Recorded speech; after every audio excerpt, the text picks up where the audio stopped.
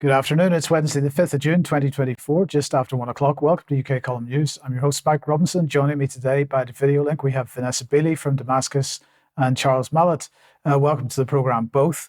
We're going to get started with, well, something which should be part of the election debate. So let's bring the two buffoons on screen. They were on ITV last night. Now, I didn't watch the entire thing by any means, but I'm going to say this is a great example of why we need more independence in the House of Commons. So hashtag Independence Day is what we're arguing for, because, of course, they talked about economy, they talked about immigration, but they didn't talk about the war danger at the moment, which, of course, they are both banging the drums for. Now, just to put this in a bit of context, here is a tweet from US Senator. This is Senator James Vance, and he has written on his Twitter account yesterday that Biden is sleepwalking into World War III. I just spoke to a friend. I trust in what's going on in Russia. I think the risk of nuclear war now is higher than at any point in my lifetime. Biden is sleepwalking into World War III. And then under that, he has a Politico article linked. The article is called War Has Found Them. Biden's Ukraine gamble sets a new course. And the Politico article says, despite his best efforts, President Joe Biden has plunged the US deeper into the fight in Ukraine. Soon Ukraine will be using US-made weapons to strike inside Russia, a nuclear-armed power with US President's blessing. President Joe Biden's choice to cross the line and striking inside Russian territory is likely to lead to pressure to go further. Now, RT then has published this article from Fyodor Lukyanov. He's works for various think tanks and so on. Russia needs to explain its red lines to the West. And what he's saying in this article is, well, I'll just quote a little bit from the final paragraph. It says, what do you do in such a situation? And he's talking about the Ukraine situation and Western weapons being used in this way. The time for strategic ambiguity is over, he says, as is the increasingly ritualized talk of red lines. At the very least, Russia needs to be very clear about the steps it will take in response to NATO's actions. Vagueness only encourages flip-flopping and fosters a sense of impunity. And I think last week, Vanessa, I was saying on this program that, Russia has been incredibly patient as this whole scenario has built. Somebody in the chat box last week was saying, yes, but that patience appears to be running out. And Lukyanov here is saying very clearly, it's time for Russia to be very explicit about what the dangers are that the West is playing with. And I think these are all good points. Yeah, absolutely. And there was an article, I think, that I sent you about a week ago where another analyst was basically saying it's time for Russia to set off a nuclear explosion as a warning, in a contained explosion as a warning to the West, and to remind them what a mushroom cloud entails, basically, because we're a generation that hasn't experienced the likes of Hiroshima and Nagasaki and all the various nuclear test explosions that went on around that time. So, yeah, very clear messages from Russia right now. Absolutely. And so what's the response? Because not every country is behaving in the same way. So here's Hungary yesterday. And people out protesting on the streets, calling for peace, not war, and quite a parade going on. If you look at the various video footage on this, thousands and thousands and thousands of people on the streets. Viktor Orban made a speech around the same time. So let's just have a brief listen to this. Falon. A magyarok ismerik a háború természetét. Tudják, a háború mindig másképpen végződik, mint ahogyan kezdetben elgondolták. Ezért fekszenek ma európai fiatalok milliói tömegsírokban. Ezért nincs elég európai ember, ezért nincs elég európai gyerek. A háború öl. Valaki fegyverrel a kézben hal meg. Valaki menekülés közben. valaki bombázásban, valaki az ellenség börtönében, valaki járványban, valaki éhen hal, van, akit megkínoznak, van, akit megerőszakolnak, van, akit elvisznek rabszolgának. Számolatlanul sorakozó sírok, fiaikért zokogó anyák, férjeiket sirató nők, meg annyi odaveszett élet. Egy dolgot tudunk, ahová a háború beteszi a lábát, ott nincs menekvés. A háború utolér. Nem tudsz kitérni, nem tudsz elbújni előle. A háború egyetlen ellenszere a béke. Kimaradni a háborúból, és a béke szigeteként megőrizni Magyarországot. Ez a mi küldetésünk. So, Charles, the only antidote to war is peace. And I'm going to say, well, first of all, what are your thoughts on that? Good afternoon, all. Thanks, Mike. Well, I don't think I want to overcomplicate matters by disagreeing with any of what he said. I think he's absolutely right, and so-called leaders across the West should pay attention to every single word that he's said. Yes, absolutely. So if we bring these two back on screen again, these two, neither of these two is going to bring us into a world of peace. And so none of us should be voting for either of them or for either of the parties, in my opinion. Let's vote for some alternatives, whether it be independence, which is what we would recommend, but there are others in some of the smaller parties that might have a bit more sanity about them. Okay, let's come back to the UK then, domestic issues, and the issue of so-called extremism, Charles. Yes, this has been a recurring theme throughout the year, but in January and March of this year, we reported on the case of Sam Melia, associated with the Patriotic Alternative, who was imprisoned for a couple of offences, which we'll go into in a minute. But here we see it being reported on the Patriotic Alternative website that he has now been prevented from seeing or having any contact or any communication with or about his children. Now, I spoke to his wife, Laura Towler, earlier this week, and I'm just going to play a short clip of her explaining what has happened. In Hull, for the first week, everything was fine. We had a visit with the kids, speaking to him on the phone, no problems at all. And then all of a sudden, letters and emails started getting rejected and sent back to us, saying child protection issues. And to cut a long story short, because it's been this big kerfuffle over the last couple of weeks, basically they've classified Sam as a PPRC, which is a person posing risk to children. And when I asked them to clarify why Sam had been classified as a PPRC, they said, and I quote, racist literature, insignia and books, and racist and offensive attitudes. So that's why he's a risk to children, apparently. So they've stopped contact with his children. Not only that, but he's not allowed any photographs of his children, and I'm not even allowed to mention his children to him on the phone. If I do that, they can ban me as a contact. So I can kind of understand the contact thing. Completely disagree with it. He's not a risk to his kids. His daughter's 1 month old and 2 years old. He can't brainwash them into racism or whatever. But I can kind of understand the contact thing, even though it's wrong. But I don't understand why he's not allowed photographs of them, or why I'm not allowed to mention them to him, because how is he going to brainwash a child down a photograph?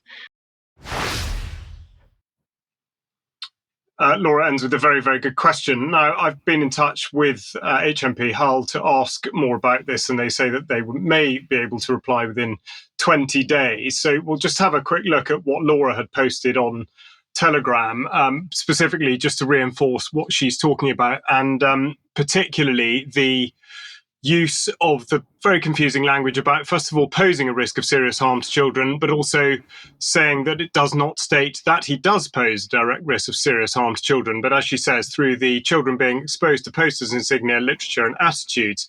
Now, is this ineptitude or malice? Bearing in mind that the offences were publishing with intent to stir up racial hatred, even though it was never proven that any was stirred up, or indeed that the intent really was there, and encouraging the racially aggravated criminal damage of sticking stickers. So just to look further into where this sort of action comes from the prison service, the Public Protection Manual has a section on PPRC, person posing risk to children.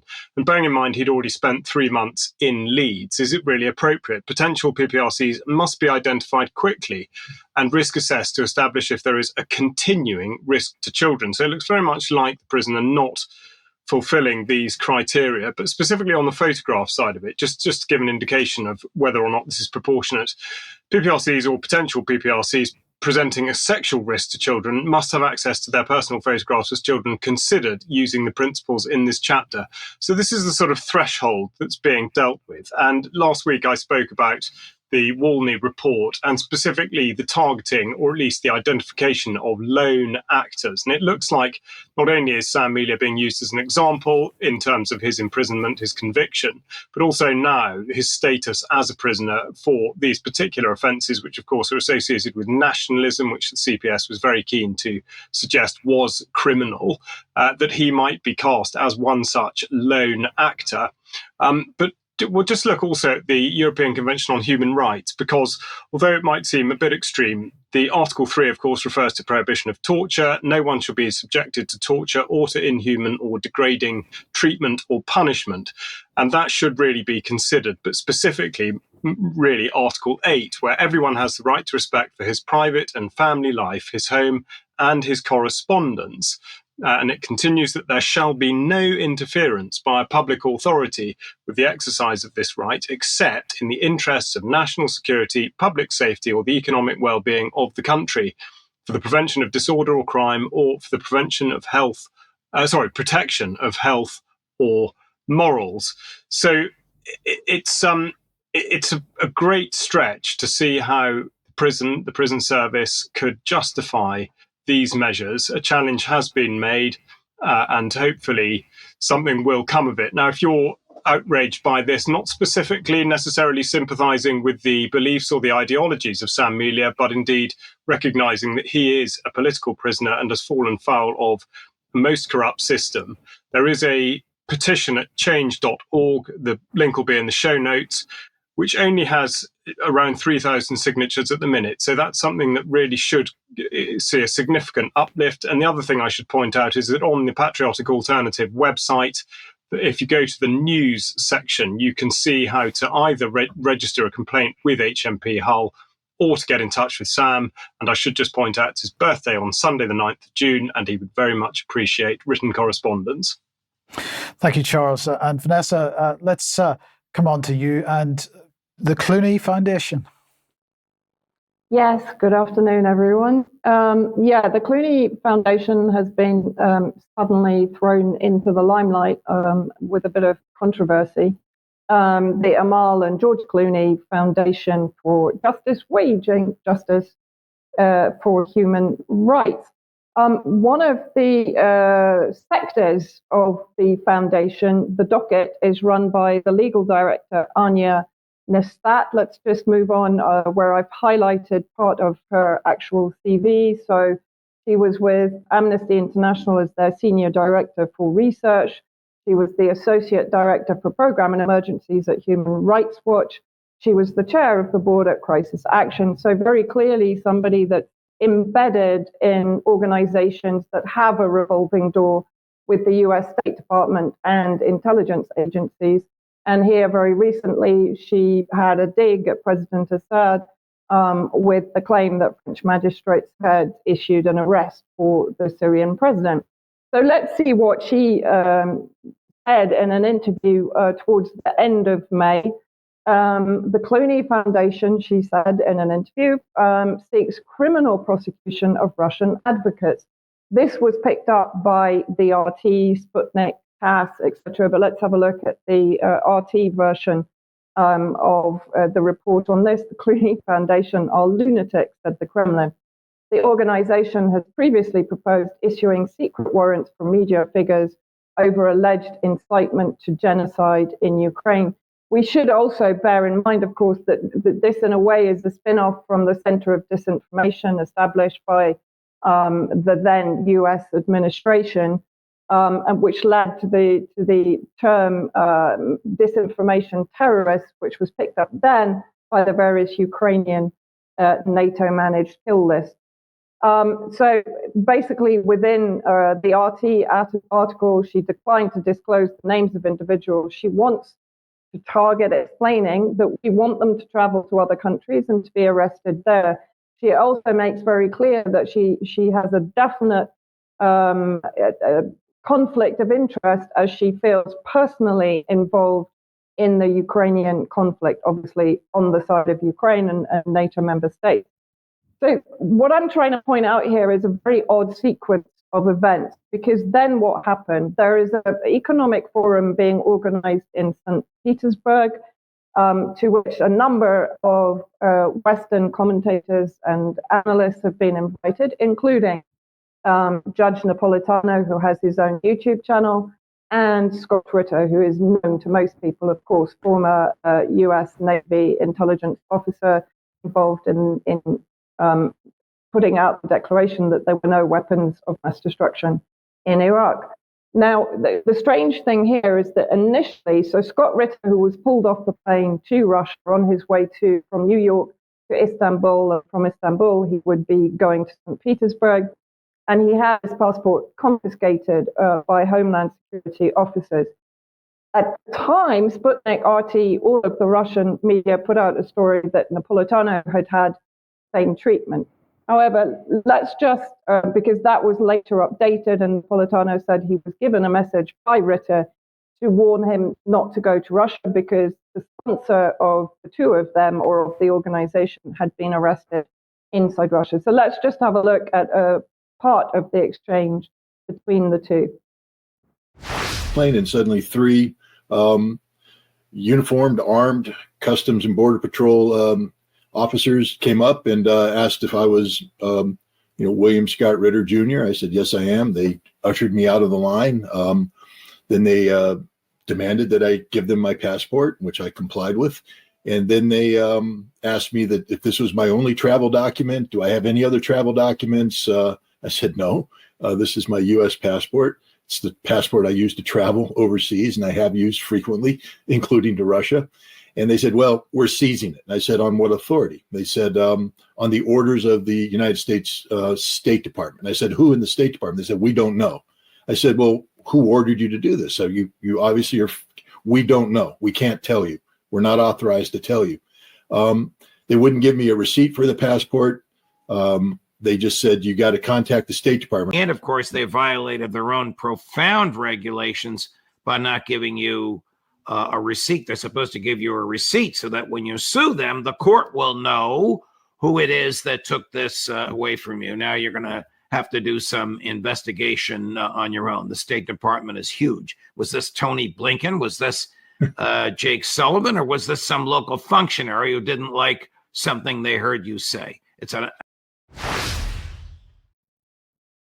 So obviously, I mean, this is a violation of various amendments on freedom of speech, freedom of travel, etc. The fact that Ritter actually forgot in the fluster to take the names of the officers or to ask for a receipt for the passport is obviously going to lead to some issues, one assumes, in the future.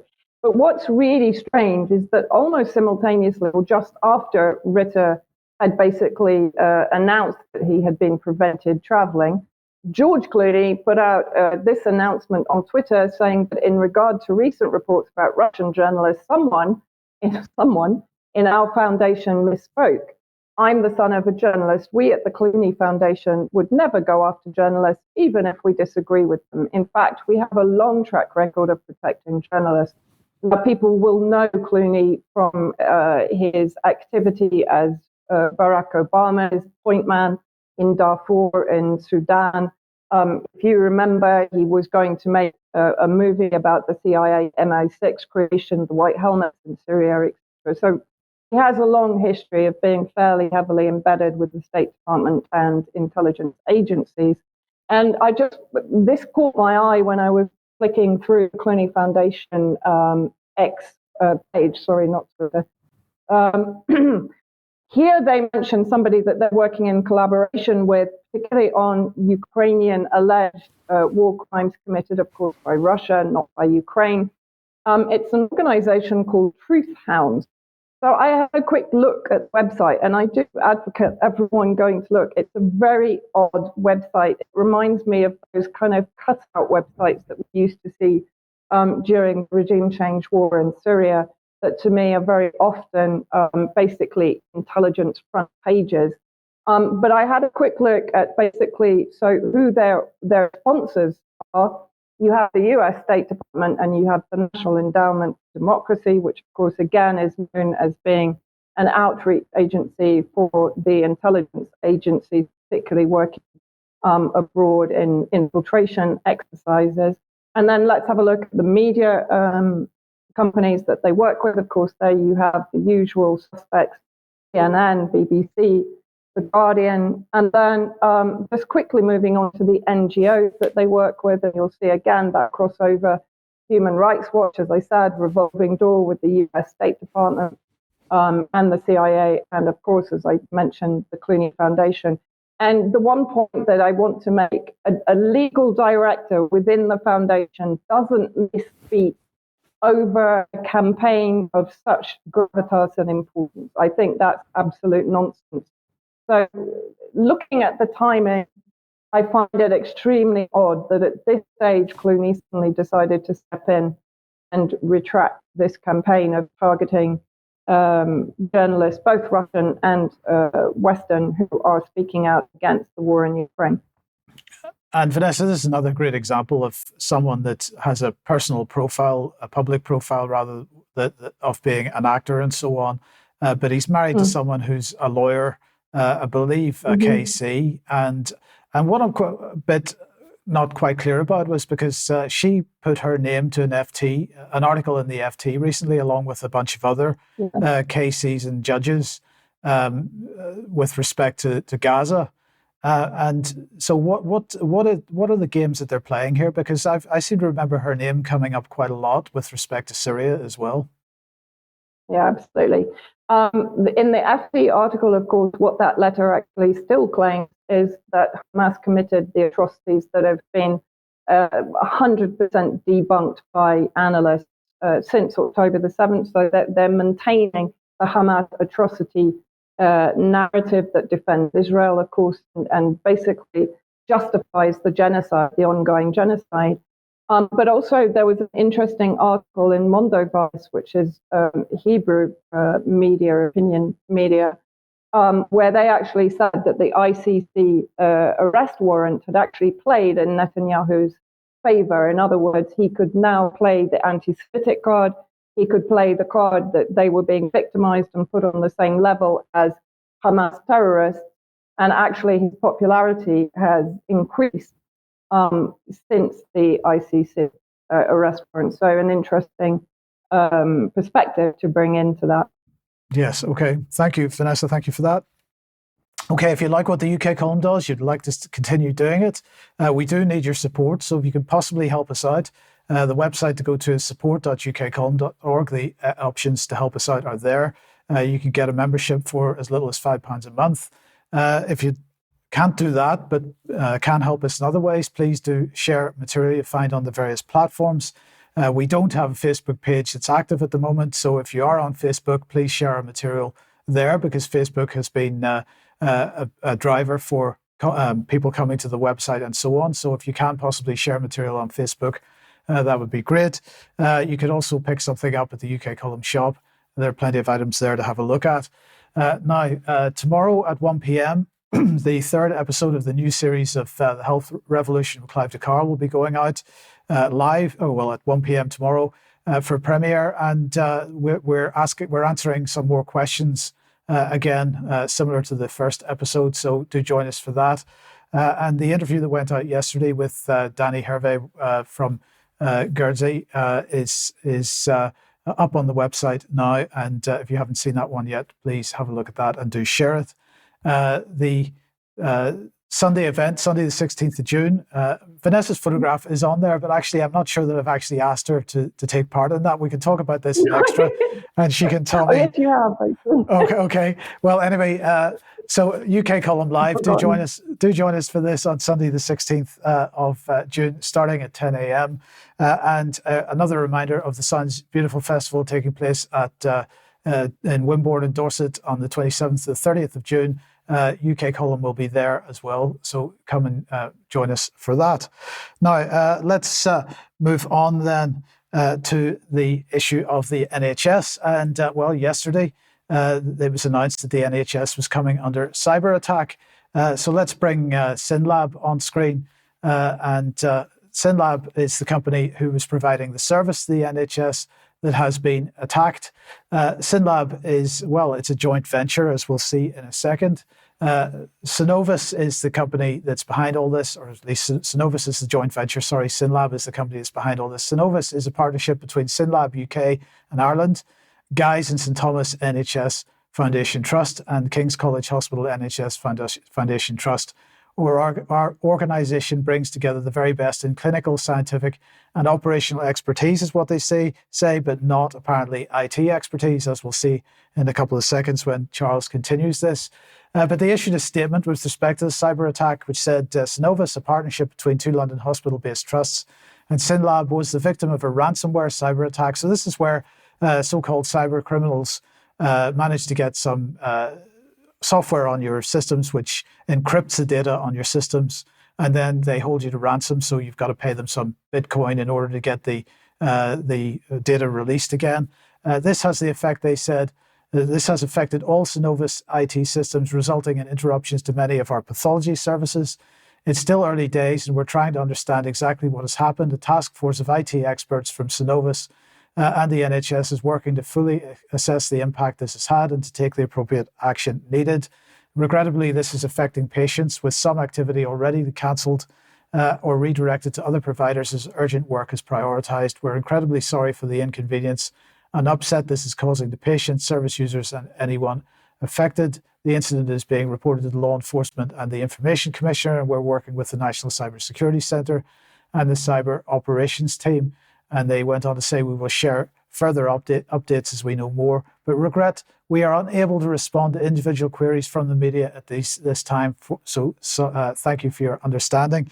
Now, this is the man in charge, Mark Dollar. I believe you do know this, gent, Charles. From the dim and distant past, yes, we began the process of joining the army at the same time. So his background is not in this field at all. But I don't have an awful lot more to say on whether or not he's capable of getting out of this hole.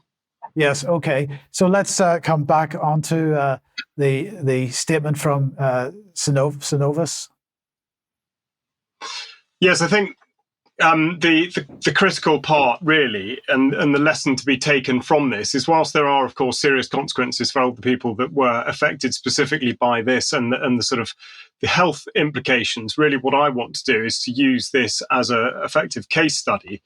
And of course, the critical part really is that they describe themselves as having invested heavily in ensuring our IT arrangements are as safe as they possibly can be.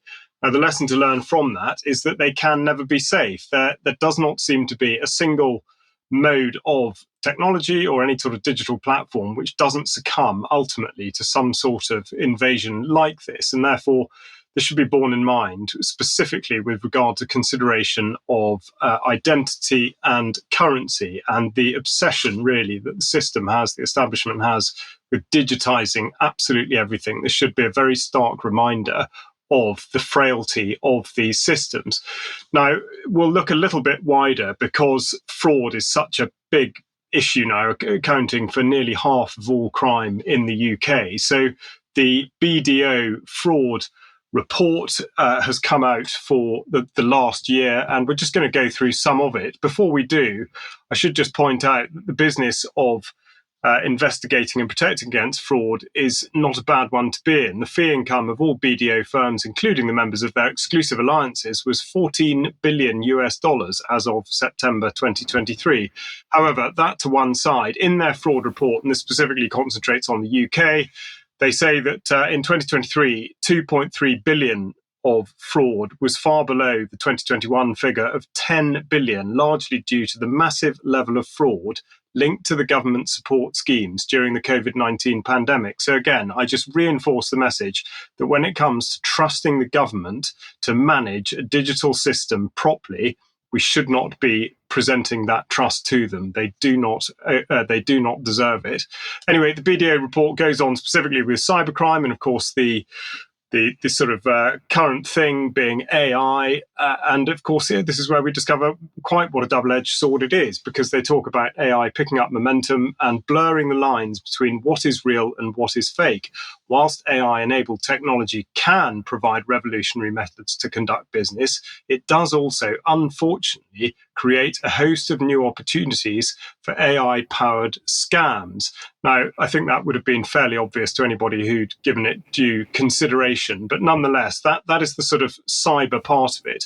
The other part of sort of, let's say, more conventional fraud is now apparently being dealt with by government in slow time, but the result of the Economic Crime and Corporate Transparency Act of 2022 has brought about the offence of failure to prevent fraud. So we're just going to have a quick look at what that means. And essentially, it's to target businesses if they profit from fraud committed by their employees. Effectively, it's making sure that the organisation, even if it's unaware of it, has responsibility for the activities of employees. So under the new offence, an organisation will be liable where a specified fraud offence is committed by an employee or an agent for the organisation's benefit, and the organisation did not have reasonable fraud prevention procedures in place. It does not need to be demonstrated that company bosses ordered or knew about the fraud. Now, on the company bosses side of things, it is worth pointing out that company bosses will not be liable for any offences on this failure to prevent fraud, because they're deemed to be not, in effect, responsible if they didn't know. So that's something that in due course probably will require a degree more scrutiny.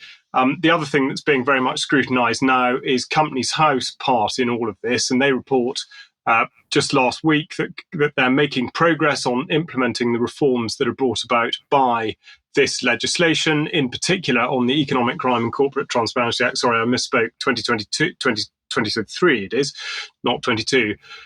Reforms of Companies House processes and new statutory functions and objectives for the registrars, reforms of laws that apply to limited partnerships, and new provisions relating to the register of overseas entities. So this should really be significant, but it remains to be seen how Companies House will actually deal with it. And indeed, House of Commons Library putting this out again from last week in terms of what can be done and how the register is corrected. Identity verification, a large part of it, and what exactly is or is not deemed to be correct.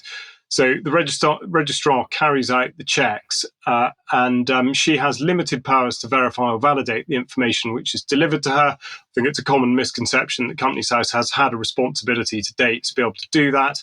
But they go on to say, provided a document appears to be properly delivered, the registrar must register it. So that's the system by which Companies House operates at the moment. We'll just go on a little bit further to say that the registrar will now be given broader powers under the Economic Crime and Corporate Transparency Act, so she can become a more active gatekeeper over company registrations. This will include powers to check, challenge, and refuse to register any information which is inaccurate or false, whilst also ensuring any fraudulent addresses can be removed more easily.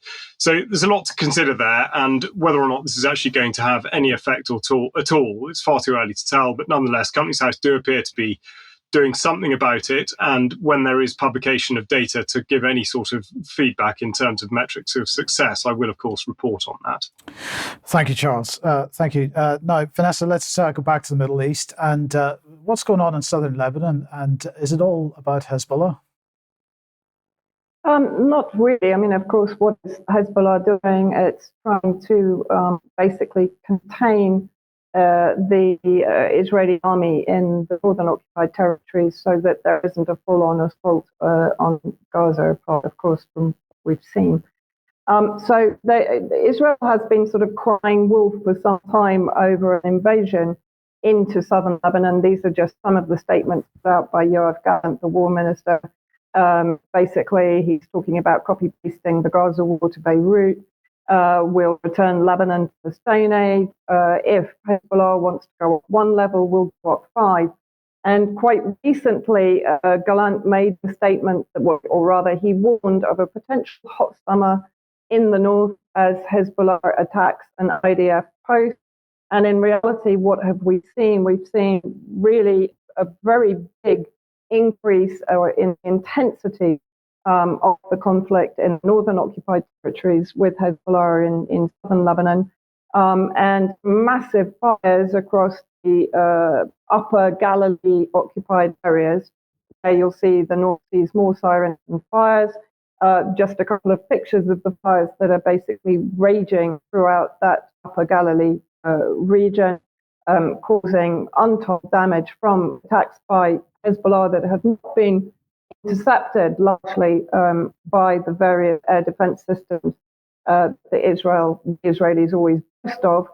Hezbollah attacks scorched nearly 2,500 acres of northern Israel. And if we just look into details very quickly there, 30 firefighting teams were deployed to extinguish the flames. As a result of the fires, major roads in the Galilee remain shuttered.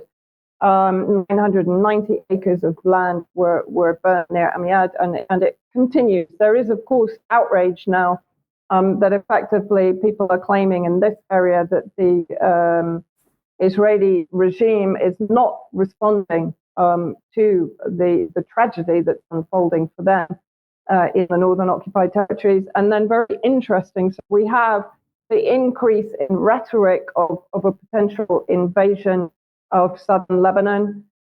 We've had this morning, which I couldn't report in time, but there was an alleged ISIS attack on the US embassy in Beirut, which of course makes me immediately think that's a pretext for the US to increase military presence in Beirut under the justification of fighting ISIS, which is of course the proxy terrorist group in Syria and Iraq.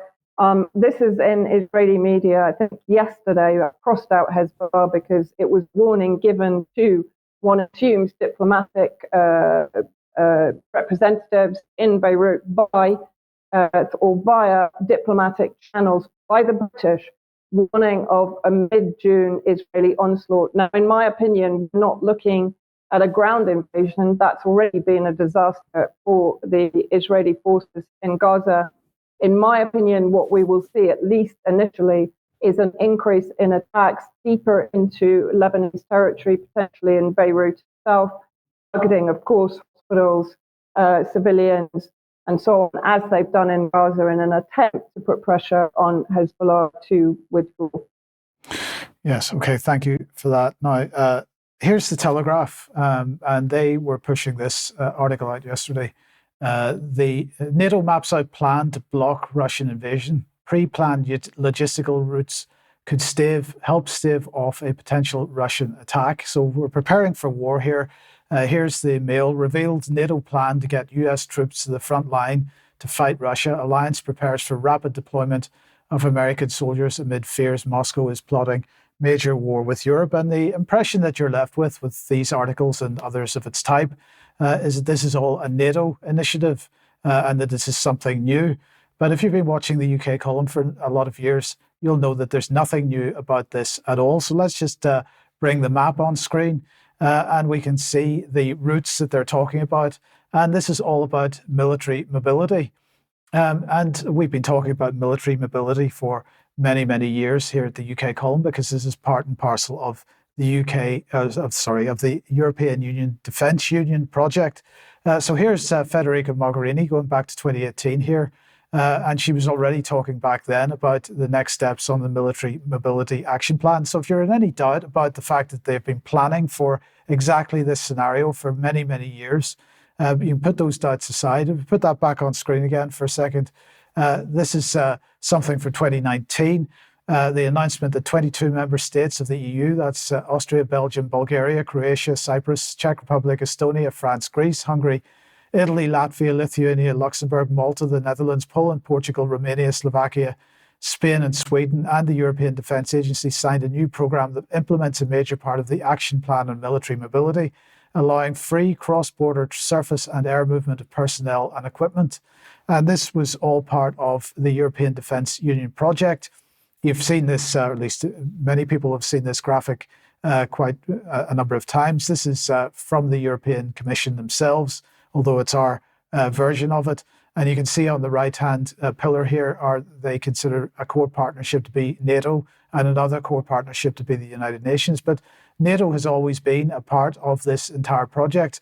And then coming back to 2019, this was Violetta Bulc, the EU Transport Commissioner at the time. But let me now come back to my main topic, the Action Plan on Military Mobility. This was adopted at the end of March by the European Commission and the EU High Representative for Foreign Affairs and Security Policy. And she said it was developed in the context of our President's commitment during his State of the Union speech in September 2017 to have a full-fledged defence union in place by 2025.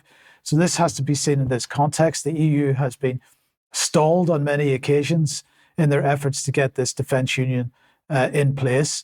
So, if you think of all the various sub-unions that they have in terms of banking union and monetary union and various other types of unions, this was just another one of those, and so on. So let's bring the current High Representative, the so-called Foreign Minister of the European Union, on screen.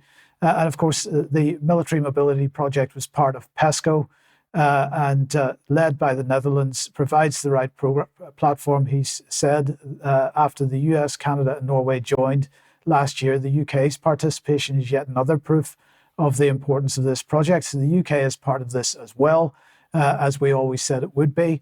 So there we are. Now, if you want to know the history of this, you have a look at this page on the UK Column website on EU military unification. There's a full timeline here, which describes the process that has built this infrastructure over the last lot of years, and actually about 30 or 35 articles, I think, on this topic.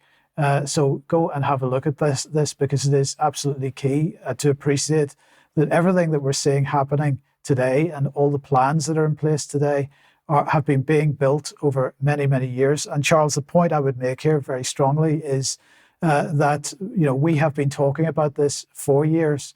And I believe we're the only media organisation in the UK that has been talking about the building of the European Defence Union and the implications that has for putting pressure on Russia. It certainly has never been discussed in the mainstream media at any level of detail. So that is a pretty unique topic in the UK for British media, at least. It is. I hope that does two things, which is first of all to confirm to people who listen to and watch UK Column that they're doing the right thing by following us, because exactly as you say, this has received no coverage at all. I think also it serves as a good reminder that these sorts of things to coordinate to achieve that degree of sort of willingness to cooperate and the rest of it does take an awfully long time, but also it requires, on the information side of it, it requires a very cohesive narrative to keep effectively telling everybody that Russia is a threat, that Russia intends to do this, regardless of what Russia actually does or says. And I think that's the other main thing to draw out of this is the ground that can be gained, perhaps not literally, but what can be done with just the suggestion of something happening or indeed not happening. Yes, indeed. Thank you, Charles. Now, Vanessa, let's come back to you. And, another attack by Israel on Syria. Yes, actually, the third attack in, May coming into June. But this one is significant, and bearing in mind, of course, as we've talked about, the potential of escalation against Lebanon, and of course, any war against Lebanon will definitely bring Syria into the fray. But this was in the early hours of the morning. I think it was 12:20. on the 3rd of June, Israeli warplanes using Jordanian airspace and then the airspace over the illegal US military base in Al Tanf, which is shaded in grey there on the border with Jordan. They entered at very low altitude to avoid radar detection to the southeast of Aleppo city in the north of Syria there, and fired, I think it was 13 missiles hitting 6 targets to the north of Aleppo city itself in an area there called Fayan, which included the destruction of civilian infrastructure. And if we can just move on, I actually wrote an account of what happened at my Substack. 15 people were injured. The majority of those were civilians. 17 were killed. And that included another senior Iranian IRGC commander and advisor to Syria, Haj Saeed Abia, who was buried in Damascus the day after. Now, of course, the Syrian Ministry of Foreign Affairs has said that this is a flagrant violation of our country's sovereignty. We will not stand idly by as the Israeli regime continues to carry out such reckless and deadly attacks. Moscow also sort of gravely condemned the attack, as it always does, saying, of course, that it will destroy regional stability, as it does. And so I think, what we've seen is certainly since the beginning of May, we've seen another increase in Israeli activity in targeting areas in Syria, but particularly trying to decimate Syria's ability to defend itself. So, in my opinion, as it has been for some time, Israel is, one, trying to provoke Syria into an escalation, but also it's trying to destroy its defense and offense capability if there were to be an escalation. And if the plans for escalation, I think there were 50,000 reservists called up today with the potential of increasing military activity in Rafah, in Gaza, but also in the northern occupied territories against Lebanon. So we'll wait and see. Okay, brilliant. And Charles, let's come back to you then. And agriculture and seeds. Thanks, Mike. Yes, and indeed they're a very significant part in food security, which of course we've talked about within the context of the United Kingdom very much this year. We're now going to look further afield, but very much with an eye on what's going on here. So we see a report from Relief Web about what they're calling Kenya's seed control battle, why smallholder farmers want to share indigenous seeds. Now, this does go back for sort of over the course of some years, but it's not going away.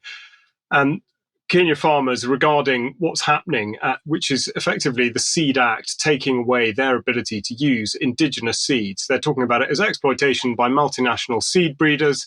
And another farmer saying that seed sharing is an old age tradition passed on from our forefathers.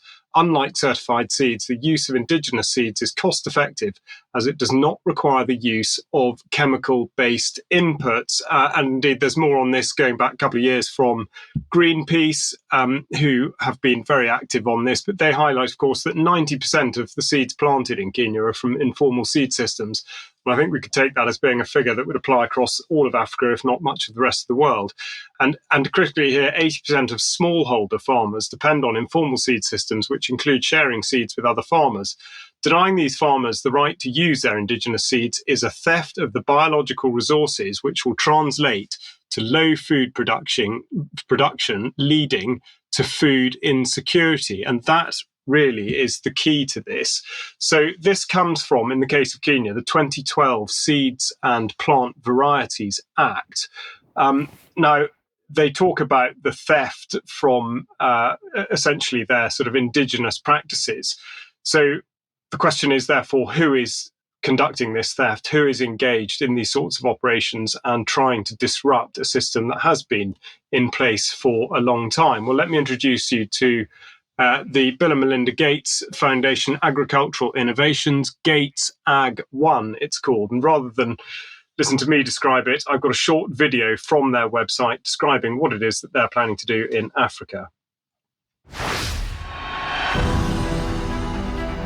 Progress starts here. Growth starts here. Resilience starts here. Smallholder farms and the seeds planted on them share a lot in common. Support them and they will thrive. Equip them and they strengthen everything around them. And yet, this potential is still largely unrealized. Bill and Melinda Gates Agricultural Innovations was set up to bridge this gap with the mission of a non-profit and the agility of a startup accelerator.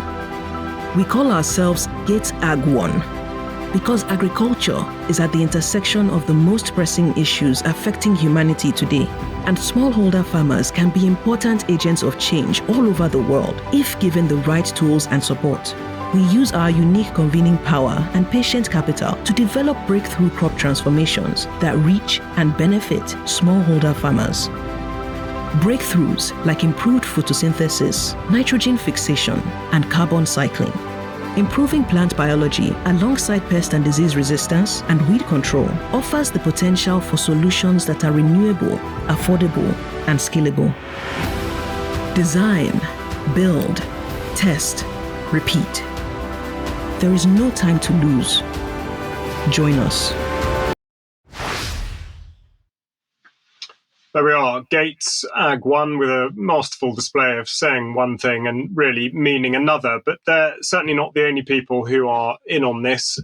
It's, of course, something that's been considered by many other organisations with deep pockets and a desire to change the existing system of things. But we'll just look at the committed grant from the Gates Foundation. This goes back to 2012, of course, 56 million boost to increase food crops. Cambridge University have been given $35 million to boost production sustainability in sub-Saharan Africa. Indeed, the Rockefeller Foundation, of course, have an alliance for a green revolution in Africa. And again, the Rockefeller Foundation here specifically saying they support a uniquely African green revolution to improve smallholder farm productivity while preserving the environment. Now, this is the thing, the incessant targeting of the smallholder, which has prompted the Scientific American to put forward what seems to be a completely reasonable point of view, which is that Bill Gates should stop telling Africans what kind of agriculture Africans need. That's going back to 2021. But why exactly is he, and indeed the Rockefellers or anybody else, trying to do this? And this is from Mordor Intelligence, the latest on the projections in the world seed market. So we see at the moment, 2024, valued at around $73 billion a year. That's projected to go up to $100 billion by 2030. It might well be more than that. Now, that, of course, is why people are interested. The other thing that I should make clear here is that the type of seeds that they're talking about creating and selling are seeds that have in some way been modified. And therefore, we heard earlier about the necessity for chemical inputs. It also means that they're likely to be sold as being drought resistant or pest resistant. But that, in large part, is going to mean that digestibility by the human body is going to be greatly inferior. We see also in the literature from African farmers saying that these sorts of seeds are going to be very unlikely to be suited to the African conditions and will require huge cost inputs. But in Norway, in Svalbard in Norway, you may be aware that there is a seed vault there where effectively heirloom seeds that have not been adulterated are kept from all over the world in case of such a situation where there needs to be effectively the requirement to be able to start sort of seeds from scratch again. And you'd think, therefore, given the hybrid nature of what we've been talking about, that these people would have nothing to do with it. But of course, that's actually not the case. And here we see Bill Gates on LinkedIn saying that he's really enjoyed the virtual tour of the Svalbard Global Seed Vault. So it seems slightly odd that he would be involved with that. But lo and behold, back in 2007, he actually gave it some money. So why would he be interested in that? And then just quickly to round off, I point towards the Genetic Technology Precision Breeding Act, which came through in the United Kingdom in 2023, of course, with the full support of the NFU. But the reason I highlight it is that it's being talked about as a key tool for food security.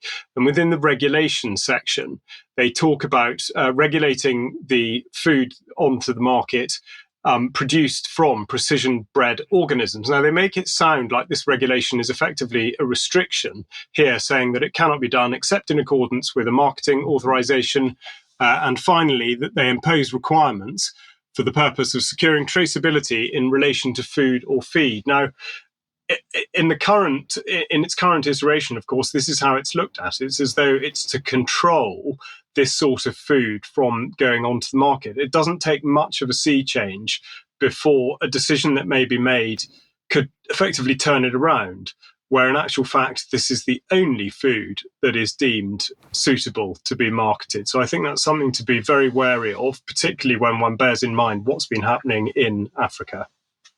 Yes, and the other point, Charles, about that legislation that needs to be mentioned is that while it says this is not genetic modification, they say that there is no introduction of, or there is no foreign genetic material in the final organism.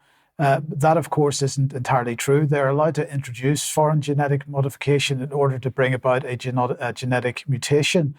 They then have to remove the foreign genetic modification afterwards.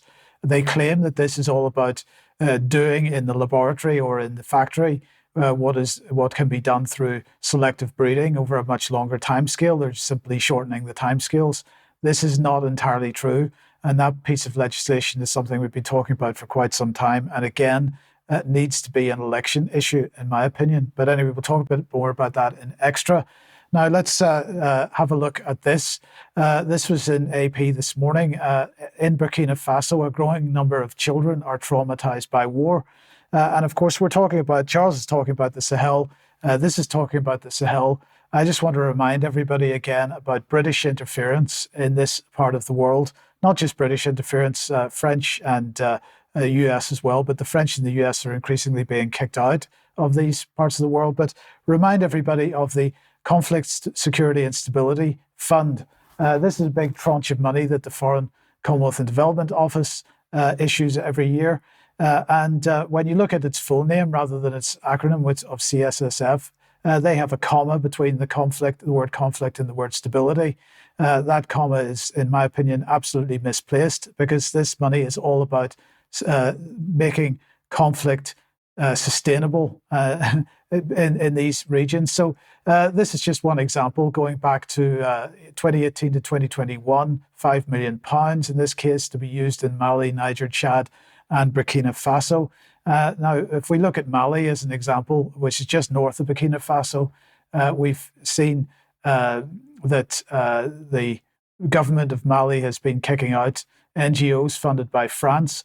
But coming back to the CSSF, just have a look at the sort of number of projects. This is just in 1 year, all in the Sahel area. And of course, everywhere you go, everywhere you see this money go, you see conflict and you see disruption. This is Relief Web again. Charles already have them on the program. CSSF money going into stabilization of the Stabilization CSSF program. Stabilization activities in Niger, in this case, in support of the Nigerian government stabilization strategies. This is complete nonsense. So look at fcdospending.ukcolumn.org to get an idea of the amount of money that the FCDO does spend on these types of projects. Let's not forget that Tony Blair Institute for Global Change is absolutely excited about this region. Now, I know I'm just going to finish off by showing this short video clip. I know you've seen this before, but just a reminder of this. This is going back to 2018, when both Ursula von der Leyen, before she became president of the European Commission, was at the Munich Security Conference. Tony Blair was there as well on the sidelines and speaking in completely different settings, but on the same day, they made, it seems like, comments from the same script. Let's just remind ourselves. First of all, our collective defense, we are ironclad committed to NATO. NATO of 29, that is collective defense Article 5. But there are problems and issues where I do not see NATO, but Europe has to be able to act. That though this transatlantic alliance with America is extremely important and we need to maintain it, the best partnership is a partnership where we have our own capabilities that are also strong. I was talking about Africa. This is not a typical place for NATO. We are very committed to NATO in other places, but Africa is a place where we need to be able to act as Europeans. For example, one of the things that my institute does is work in Africa, and at the moment we're particularly focused on the Sahel group of countries. That's that band of countries across the north part of sub-Saharan Africa, where you've got exploding populations, dire poverty, radicalization and extremism. We may well face the next wave of migration and extremism from those countries. It makes perfect sense for Europe to have the military capability to help those countries with their security. And for that, we created the European Defence Union to have a comprehensive approach with diplomacy, economic development, and the military means. So, Vanessa, very briefly, CSSF money is going into these countries. These countries, rather than it bringing peace to these countries, it brings more conflict, it seems.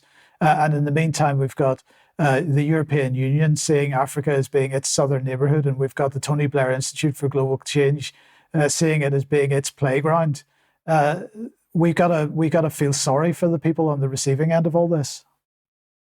Yeah, I mean, the CSSF, as I've always said, is basically there to secure perpetual war and instability, basically. And it's a fund which has zero transparency. Most people don't know, even within Parliament, where that money is being spent. For Tony Blair, I mean, I think what we're seeing at the moment is, rather than an arms race, we're seeing a commodity race. It's a race to control as much of the world's commodities as possible. And of course, Africa is high on the target list. Yes, okay, thank you for that. Now, we're just going to end with a comment on the new currency, which has been released in the United Kingdom, because, of course, King Charles' head is now on the money, if we can put that on screen. And there it is. Doesn't it look fetching? Now, I realize this is possibly going to discourage the use of cash in this country, because who wants to walk around with his head in their pocket? But I would just say, this is just the bug we've got to bear in the meantime, until we can do something else and get somebody else in place of him. So please don't let it put you off using cash. We don't want to head into a cashless society. I think I would understand if it does cause reluctance, but we've got to fight these feelings and continue using cash. And we'll leave it there for today. No doubt we'll be talking a bit more about that in Extra as well.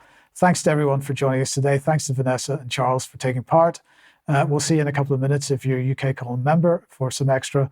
Otherwise, 1 p.m. tomorrow for the interview with Clive de Carl, and we'll see you 1 p.m. on Friday for another UK Column News. See you then. Bye-bye.